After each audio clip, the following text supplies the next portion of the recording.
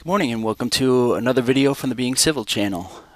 This morning I wanted to go over one of the cool new features in 2010, which is called offset alignments. And specifically I wanted to show you how this works in regards to parcels, because it's got some pretty cool features and things that are going to make your life a lot easier. So I'm starting at the end and I'm going to work backwards from there, but I want to show you what the finished product looks like here.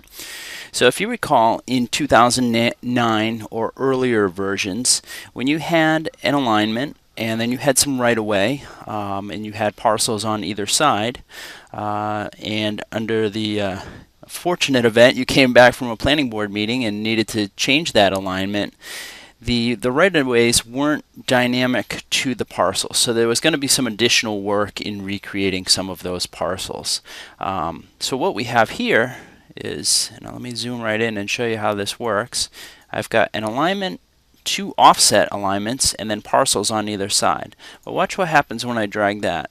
You can see I'm dragging the actual alignment, but my offset alignments, or what I would call right away for production purposes, as well as my parcels, are all changing. They're all dynamic here. So you can see the area is changing. Everything is all linked together, which is pretty slick. If you have a 30-40 lot subdivision, you have to make a small change to a right-of-way. This is pretty easy to do now. So, and the way we go about doing that is this new feature called offset alignments.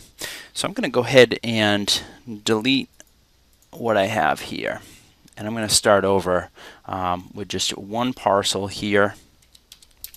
I'm going to go ahead and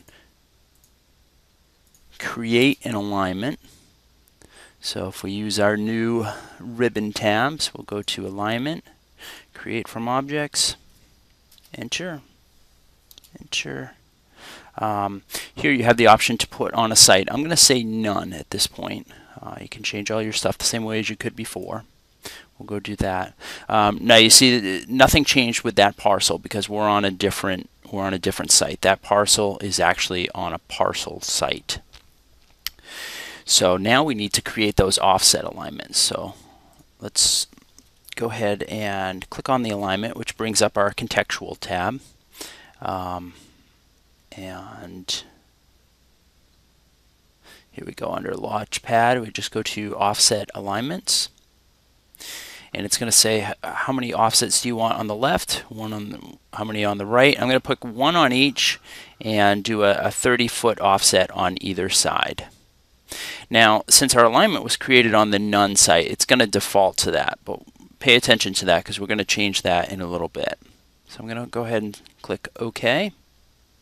And right off the bat, now we have that offset alignment, which is linked. So again, still nothing has changed with this parcel yet. So we need to go over here to our prospector, and under alignments you're going to see a new tab or a new section called offset alignments. So these are the two ones that I just created. So you can see they're left and right of 30 feet. So I'm just going to right click on one of those now and say move to site, and I'm going to move it right to that parcel site and hit OK, and automatically you can see a parcel is created. It's number 5 only because I've been playing around with this for a little bit before, but and then we'll do it to the other one as well, and we'll put that over to parcel, that site parcel. So there you have it. Now it's created that northern parcel, the southern one, and then a separate one obviously for that right-of-way, which is going to give you the areas of that. And that's all there is to it. Well, actually, there's a lot more to it, but that's the basics of it, and just a great new feature that I think a lot of you are really going to like once you start getting into designing parcels and using this offset alignment. Thanks.